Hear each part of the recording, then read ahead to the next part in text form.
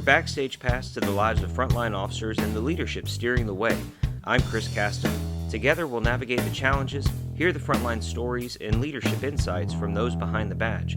Today we're sitting down with Austin Police Officer Ashley Luedtke, a hostage negotiator and peer support officer who has a surprising background for an officer. So I graduated college up in Connecticut called Quinnipiac University. I'm originally from New Jersey, so East Coast. And I needed out of Jersey, so I was like, I'm going to Texas. And I was an administrative assistant at first when I first moved here, and I couldn't just sit and wait for work to happen. So I was Googling jobs, and I had interned one summer as a probation officer because my undergrad is in psychology and sociology. And I had interned as a probation officer, and it was fun. And I was like, oh, let me see if I can do that here in Texas. And I looked it up, and I came across APD's website, and I was an athlete in college, so the PT, standards, I was like, I can do that. I can run. I can do the push-ups. My dad was a volunteer firefighter, so I grew up around, the first responder kind of world. And I was like, let's give that a go. And lo and behold, here I am. Yeah, just to give it a try. Hey. Yeah, I was like, it's not at a desk. It's out and about. I'm a pretty active person. I don't sit still very well. And it just, I'm a believer in God and signs and stuff. And, I was like, that was a God thing for me. That was not, there was no logic behind it. It was just that's the path you're on. And it worked out. So I finished grad school while working nights. And I got my master's in social work, and then I got my state licensure as well. So, it's come in handy more than once on this job, so it's worked out. Yeah, I can imagine. I imagine the license in social work especially helps you in your current position over at peer support. Yes, it absolutely does. It definitely gives me some more credibility, especially when I'm talking to just officers and stuff, and it also helps talking to other groups and trying to get other programs and other resources available. I have the cop world, but I also understand the clinical side of it too. So it has definitely helped quite a bit. What do you find most interesting, I guess, about the overlap between the social work side and the policing world? Really getting to analyze, usually internally, and understanding the behaviors and the why cops act the way they do some of the more risky behaviors, and just all of how that is impacted by a lot of it, the career, right? And it's the type of person that's drawn into the career.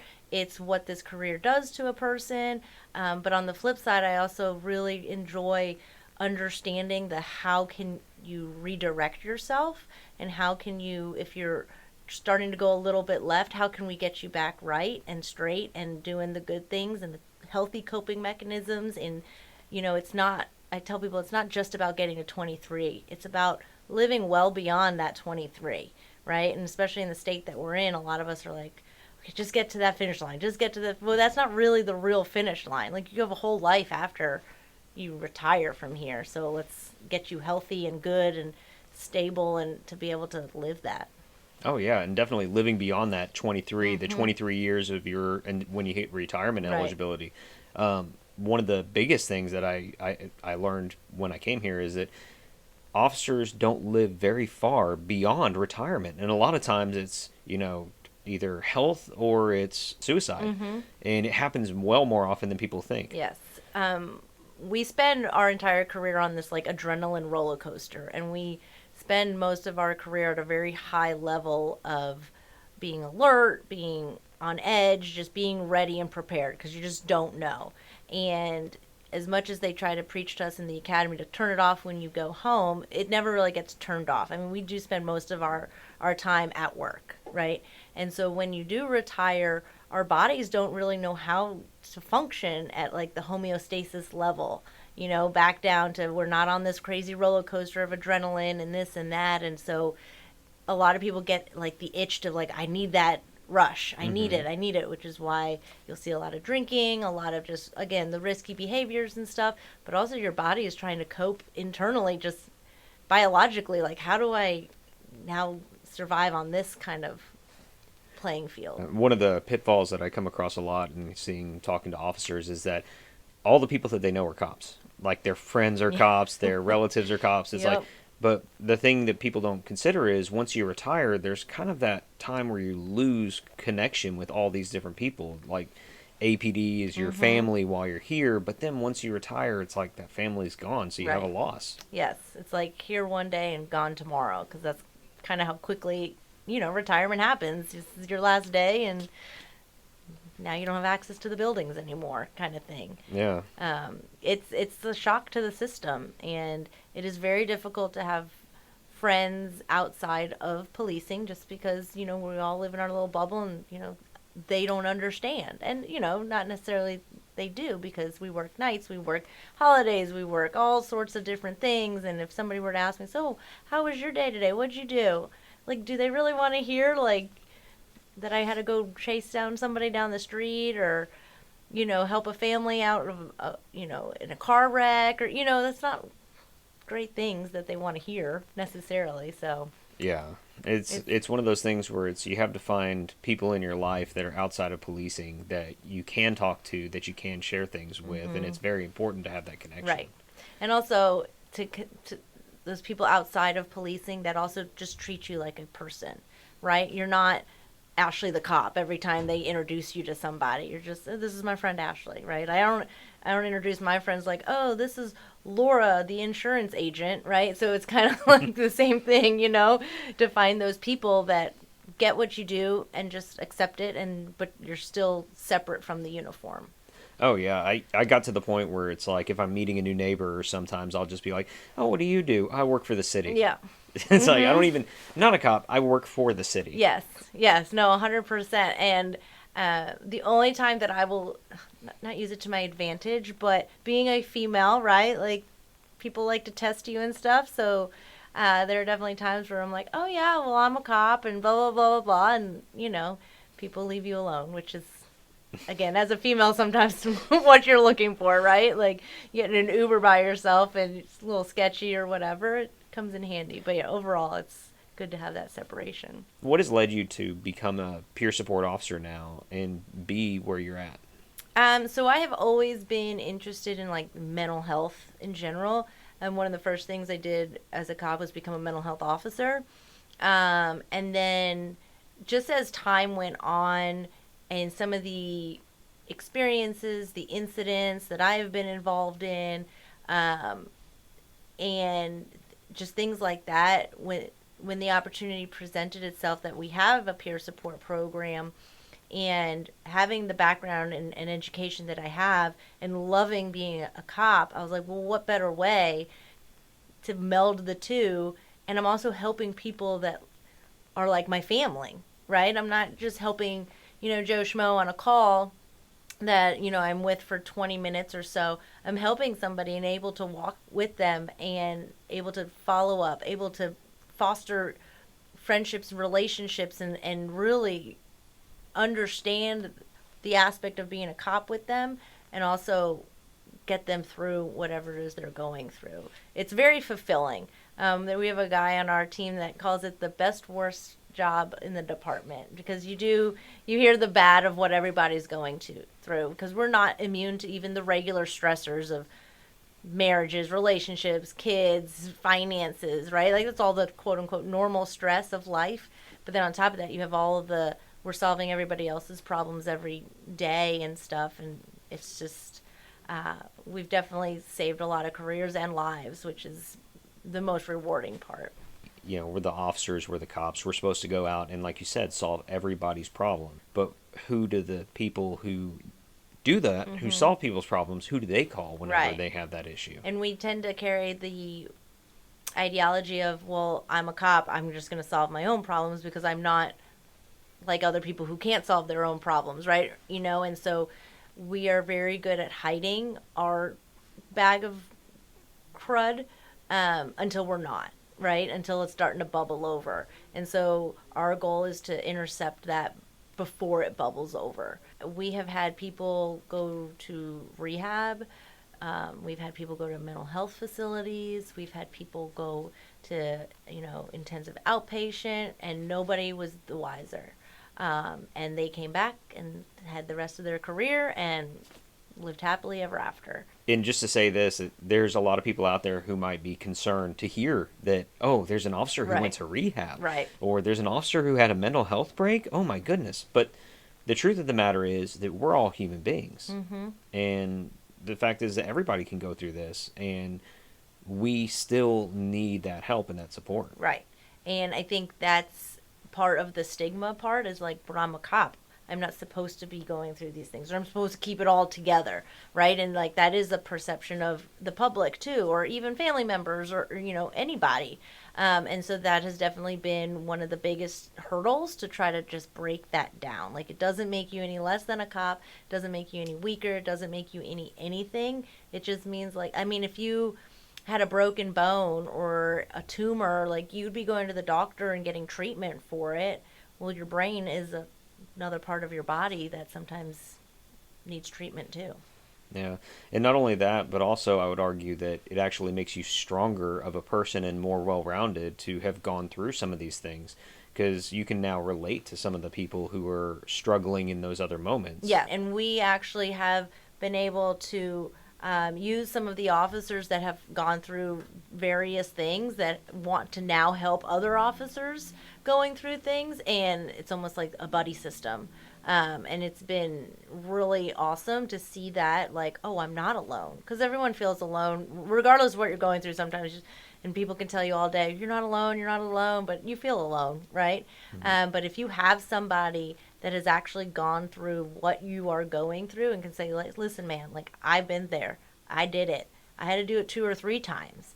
But look at me now. Like, I'm still here. I'm working. It's like, it was a blip on my radar. It doesn't define me. It doesn't change what I want to do in life or anything like that. It was just a blip on my radar that I needed help with. Cops have a lot of extra added on blips, Yes. to put it that way. Yes. It's like we have a higher chance of suicide than the general population. Mm-hmm. Actually, we're on par with the military. Yes. And we have high rates of divorce, alcoholism, you name it. It's not a career for the faint-hearted. Mm-hmm.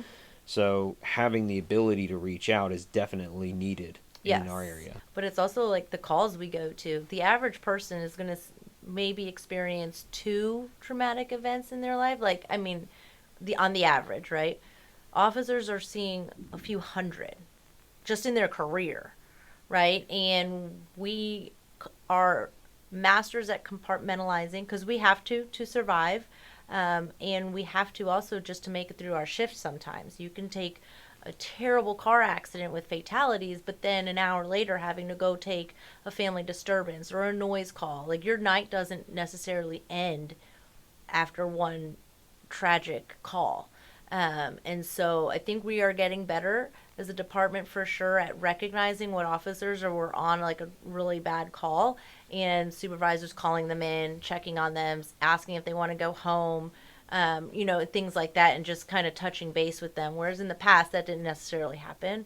And then we'll get called sometimes too to kind of come out or call them the next day just to be like, hey, listen, I know that was like a gnarly call. Like, it's okay if you're shook by it or whatever.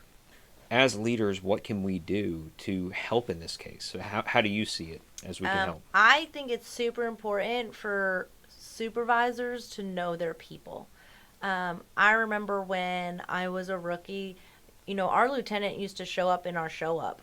Not to give bad news or not, but he would just sit on the side and, BS with us and laugh and just kind of, and it naturally builds that rapport and that relationship so that if bad news does need to be handed down or something, right, it's usually received in a better way than if, oh, the big bad lieutenant's walking in, this is not good, whatever. Fostering those relationships and knowing your people, and it's a trickle down effect, obviously, like lieutenants checking in with their sergeants and sergeants their corporal and corporal their troops, and just knowing a little bit about each person and how they operate. It's usually little nuances that are off at first that people overlook. I think we've gotten away from a lot of the upper chain of command, lieutenants and even commanders, like coming in and showing face. Everyone's kind of eating this sandwich that we don't really want to eat right now, as far as trying to get enough personnel and just listen, guys, just do the best you can, right? And the sentiment around the place is pretty low. So I also think it's important that supervisors like come in with the listen. We're gonna do the best we can. We got this. Like, it's fine. If you need anything, you call me. There were supervisors come in and be like, yeah, this sucks, guys. I know. Like, and it's like, okay, yes, it does, but I don't need my superior reiterating that to me, right? Like, I think It's like, we all know it sucks. exactly. I got it. But we're still here, so let's make the best of it. Like, let's try to turn the ship a little bit as far as our attitudes go, because if the supervisor comes in with an attitude like that, like, it's your guys are going to have it too. You are not only on the peer support team, been an officer for 12 years, you're also hostage negotiation team, Yes. right? Yes, I am. So how is that experience? Like, when you talk about talking people down and talking officers down sometimes, you're also doing that with people who are literally being talked down off of a ledge. Yes, and I have had to talk a few people off a ledge literally lately. It is. I really rely heavily on my social work training in that, and a lot of times when I am in like my negotiator role, I will say like, hey, I am, a mental health professional. I am that, because that's a lot of times what they're looking for, but they also want a cop too, whoever you're talking to in crisis. So I try to help build that rapport with them. It is exhausting. Like, it truly is. Like, mentally, it is exhausting trying to talk to somebody for that length of time and trying to relate and build that rapport. I love it, but just like it can be mentally exhausting. Oh, it absolutely is. I can tell you, I remember, because I was on the HN team as well, I remember the first time I had to talk somebody off of a ledge and how exhausting it was. In the middle of summer, you're up on the 360 overlook, and the sun is beating down, no tree shade at all, Yep. and you're sitting there for 5 hours talking to somebody who is actively suicidal. Yep. It is it's mentally and physically exhausting. And it's also, in a weird way, very interesting to me, because sometimes it's like they have multiple personalities, like legitimate multiple personalities. The last one that I was on, I talked to 3 different people, but it was the same person. But he kept like switching the personality. And like, for me, it was super intriguing too, right? Because this is stuff I've read about in textbooks. Like, this doesn't really happen, but no, I'm witnessing it, right? And so it is very intriguing, and I'm very fortunate that I do get to kind of delve in different parts of this stuff, because it keeps work interesting. It keeps it fun, just doing all these little different things. It's interesting you use the word fun, because I think of like any other normal human being. Oh, yeah. And I say normal human being to mean Absolutely. anybody who's not behind a badge. Yeah. Because it's a different breed of person that becomes a cop. Yes. Any other normal person would probably look at that and be like, how can you call this fun? Yes. Yep. Yep. My friends that aren't cops, and I remember one time it was a negotiator call, and we were talking to this girl off a 12-story building. And a few days later, I was with one of my friends, and she's just asked me how work was going and stuff. And I just happened to just tell her that story, like whatever. And she's usually really good about just, okay, yeah, that's what you do. I don't identify you as that. And she's one of my best friends for that reason, too. And her face was looking at me and be like, wait, what? She's like, here I am, like, in my sweatpants, working from home from the couch, like, getting mad at, like, my internet speed or whatever, and you spent the last how long doing what? And I just laugh, because there are definitely times where you just realize, oh yeah, my life is not normal. Like, my work day is not normal when you really stop to think about it. But it also, in a weird way, it gives you a sense of pride too, of like, look at the stuff that we're able to accomplish as cops. And the people that we truly are able to help and just ease. And we don't necessarily see it, and we don't get the attaboy and all that stuff. But the fact that, like, you just brought peace to a family because you were able to mediate some situation that was going on, like, it really, if you step back and think about it, like, it's really noble work. And I'm not just trying to, like, say that to be like, oh, go us. But it's like, like I said earlier, we're there solving everybody else's problems because they don't have the ability to in that moment. They're just overwhelmed or something. It is stressful. It's dangerous at times. It's all of those risks. But on the flip side, like she said, it is fun. We do some fun stuff. I mean, I've rappelled off buildings. I've had to herd like cows back into a pasture, and I was like, this is crazy. Like, who does this like on a Tuesday afternoon? And Yeah, and what we're talking about, all the stress that people go through in this job and all the negative effects that it can have on your family life, on your health, on your mental health. And then on the flip side of that, you have all these amazing things. It's why people get out of the military and they're like, oh man, all the horrible things, but it's some of the most extreme camaraderie that they yes, had in that yes, time. and I think that's what happens a lot too when people retire. They lose that camaraderie, because whether you want to admit it or not, we still have that camaraderie to a point, right? We show up. You're still part of this blue family. And that can be very difficult to overcome because you're retired now. It's not like, oh, let me go, whatever. And I think that's why you see a lot of guys going into a second law enforcement career at a school or something more low key. But there is something special about being part of this. What is something that has happened in your career? Something that has influenced you, that has guided you through your career? When I was a rookie, I had a pretty tough shift that I was assigned to, and I was the first female that they had ever had on that shift. And I was with a whole bunch of young Marines that had just recently gotten out of the Marine Corps, and now we're cops. And they definitely made me prove myself, and but in a supportive way, as far as like they weren't going to let me quit, but they expected a lot from me. And I think I take that first year and a half or so. I think if it wasn't for that, I wouldn't be the officer that I am now. I am very tenacious, and I tend to not give up easily at all. It's always in my nature, but now within this career, and it's also built a lot of confidence in me. What is it something that a supervisor can do to prepare and also best help and support an officer who's been involved in a critical incident? Mostly like afterwards, like just check in on your people. We all get a D&D. We all kind of feel like we're a criminal. We're on an island, all this stuff. Like, and we are trying to change that kind of outlook on it, but it's the reality.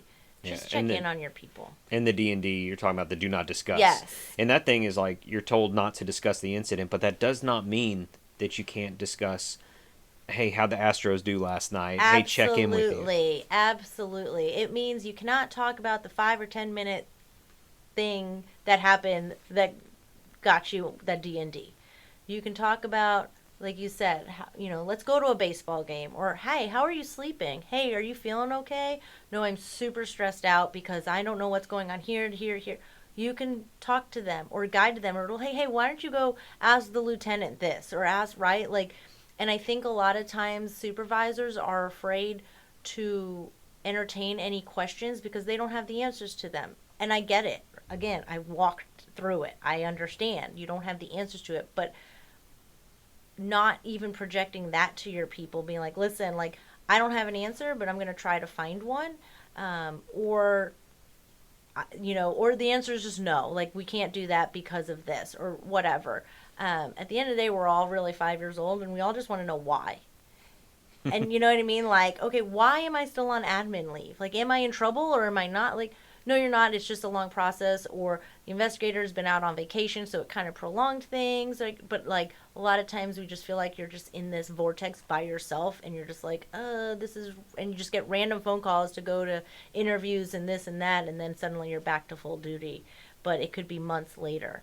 I just think it's super important that the message gets out that just because someone's on a D&D does not preclude anybody from just reaching out.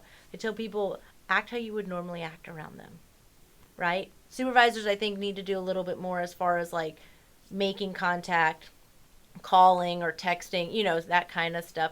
Inviting them in, like, hey, we have shift today. Come to show up and let's go out to eat, me and you, kind of thing, right? Because you're doing an admin job that is mundane and boring, and you just really want to be back on the street with your shift.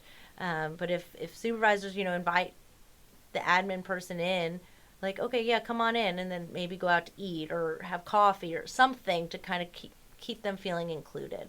I think that would go a long way. And try not to make it seem like it's a check the box thing. Right? We can tell when that's the case, and you're like, no, I'm fine. We know it's when fine. you're phoning it in. You know what I mean? And that's what's important about building the relationships with your people prior to a critical incident or something tragic in a family or just a stressful personal event even, because if you already have that type of relationship with your people, it's not going to be weird that you're now checking in on them. What is something that you've seen or that you've learned that we can use moving forward in policing to better leadership, to better ourselves in moving forward? I think truly it just goes back to relationships. Like, it seems so silly and simple, but it really is the foundation of, I think, leadership, and not forgetting where you came from, right? Like, yeah, I'm a senior police officer, but like if I'm talking to a rookie, like I need to remember what it was like to be a rookie. I can't just be like, oh, you need to do this, this, this, and this, right? It's like, well, maybe they do, but I also need to remember, what was it like to be a rookie? What was it like to be in their shoes, right? It wasn't easy. And I think, that goes for chain of commands too. Like, okay, and Chief says it all the time, we're being asked to do so much more with so much less. So let's remember that when we are talking to our guys or even to each other on the same rank, right? Like, we're all truly in this together. And I know misery loves company, and that's kind of usually what bonds people. But at some point, we need to start looking within ourselves and saying, okay, why am I showing up to work every day, right? And what is the fun thing about today? And start using that to push us, and not the, well, here we are again, and oh man, what did they say now? And no, we're all still here for a reason, and so let's rely on that reason and each other and keep it going. Yeah, finding your core reason, your core why for your being purpose. here. What is your purpose? What is your purpose for being here? And a lot of people will tell you, oh, it's retirement. Okay, well, you can do that anywhere. Like, why this job? There's something special about this job, and I think we just need to remember that. And I think that would help. It's just an attitude shift. That's all it is. Like, there are days, yeah, this is not a great job, right? But any job is going to have its bad days. It's not, grass is not always greener. So it's remembering, why did you pick this? Why? Thank you so much, Ashley, for being here, and thank you for joining us today on the Blue Watch. Please share and subscribe for more leadership insights from the front line, and check out our website, thebluewatch.com. Until next time, stay safe, everyone.